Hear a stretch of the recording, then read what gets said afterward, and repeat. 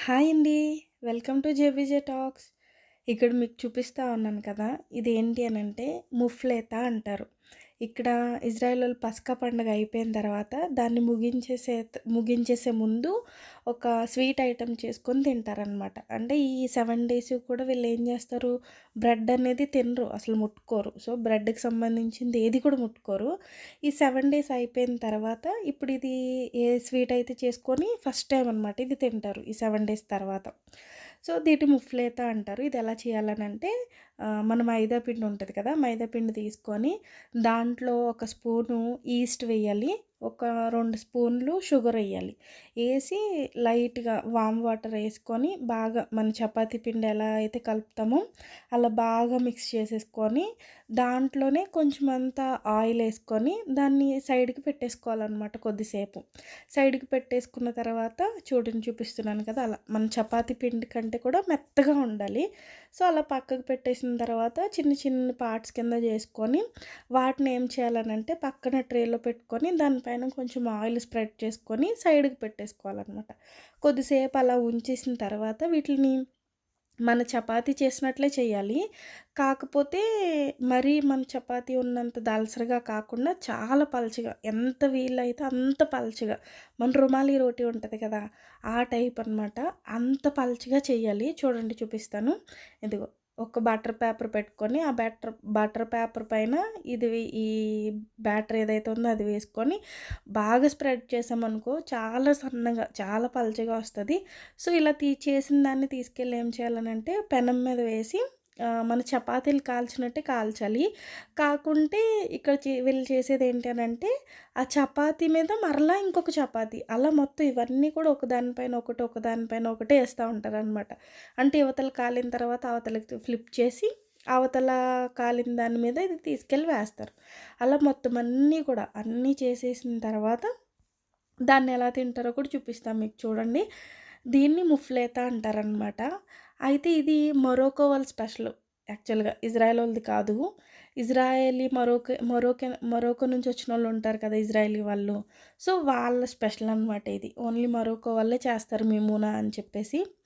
ఇక్కడ Israeli festivals అన్నీ కూడా కొంచెం వెరైటీగా ఉంటాయి. నేను చెప్తాను ఉండే కొద్దీ కూడా మీకు చూపిస్తాను. అయితే ఇదిగో చూపిస్తున్నాను కదా! ఈ పెనం ఉంది కదా! దాంట్లో ఒకదాని పైన ఒకటి వేస్తూ ఉండాలనమాట. సో, అలా వేసిన తర్వాత చపాతీలు ఎలా అయితే కాలుతాయో అలాగే కాల్చుకొని వాటిలిని తింటారు. ఈ చూడండి ఇప్పుడు ఈ అమ్మాయి ఉంది కదా! ఎవరైతే ఉందో ఈవిడ నేను వర్క్ చేస్తున్న వాళ్ళ డాటర్ అనమాట. అక్కడ తాత కనిపిస్తా ఉన్నాడు కదా! ఆ తాత దగ్గరే నేను వర్క్ చేస్తా ఉన్నాను కేర్ టేకర్ కింద. సో, దానికి ఏం చేయాలనంటే అది ఓపెన్ చేసుకొని దానిపైన హనీ గానీ, బటర్ గానీ యేసుకొని తింటారు. సో, ఇది వీళ్ళ ఫెస్టివల్ అనమాట. ఇది మిమూన. అంటే ఏమంటారు దాన్ని?